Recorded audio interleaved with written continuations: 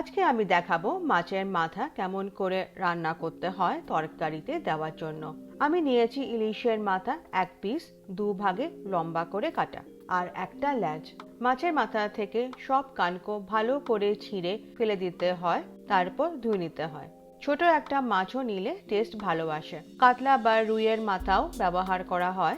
একটা পাত্রে সর্ষের তেল 3 থেকে 4 টেবিল স্পুন ধোঁয়া ওঠা অবধি গরম করে মাছ দিতে হয়। তারপর দিতে হয় হলুদের গুঁড়ো 1/2 টিস্পুন আর নুন 1/2 টিস্পুন। মিডিয়াম টু হাই হিটে গোল্ডেন ব্রাউন করে ভেজে নিতে হয়। মাছের গন্ধ বেশি লাগলে গোল্ডেন ব্রাউন, আর কম লাগলে লাইট ব্রাউন করে ভাজতে হয়। ভাজার সময় খুন্তি দিয়ে মাছ ভেঙে দেওয়া হয়, তারপর তুলে সময় হলে রান্নাতে দিতে হয়।